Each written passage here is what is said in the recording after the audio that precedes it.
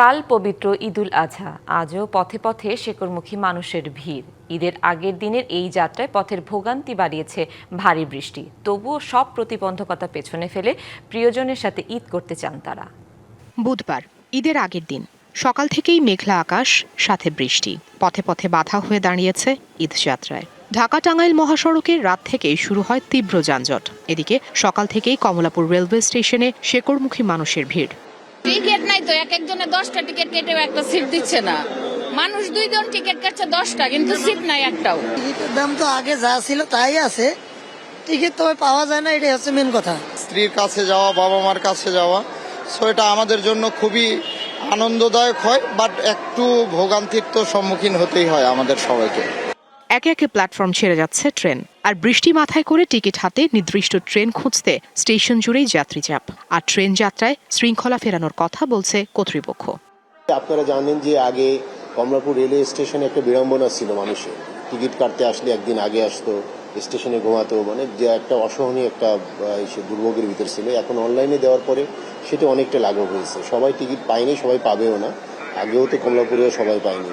তো আমাদের বা চেষ্টা আছে আগামী দিয়ে যাতে আমরা স্পেশাল ট্রেন বাড়াইতে পারি, সেই ব্যবস্থা গ্রহণ করা হবে। অন্যদিকে ভোর থেকেই রাজধানী ছাড়ছে একের পর এক বাস। টার্মিনালে এসে টিকিট না পাওয়া ও বাড়তি ভাড়া নেওয়ার অভিযোগও আছে যাত্রীদের।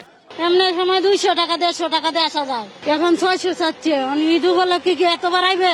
600-700 টাকা ভাড়া নিচ্ছে ময়মনসিংহ পর্যন্ত, কিন্তু ভাড়া আছে 330 টাকা। গরিব দুঃখী মানুষের অনেক সমস্যা হচ্ছে, তারাই সুযোগ ব্যবহার করতেছে। এদিকে কিছু বাসে অতিরিক্ত ভাড়া আদায়ের অভিযোগের সত্যতা পেয়ে অভিযান চালায় ভ্রাম্যমাণ আদালত। ঈদ আসবে, সাথে ক্যাশব্যাকও আসবে। নিজের বা প্রিয়জনের জন্য কেনাকাটায় এবারও নগদ পেমেন্টে পাচ্ছেন দারুণ ক্যাশব্যাক। তাই যাই কিনুন, পেমেন্ট করুন নগদে।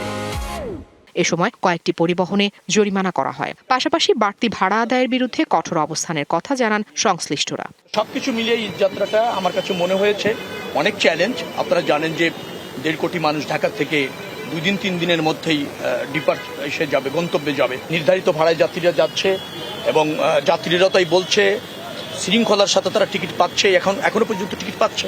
সবকিছু মিলে একটা ভালো ঈদ যাত্রা আমরা ম্যানেজ করতে সক্ষম হলাম, এটুকুই বলবো।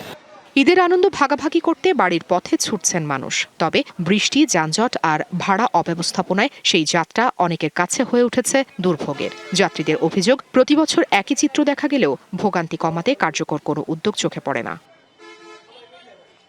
Afrin Anwar, DBC news, Dhaka.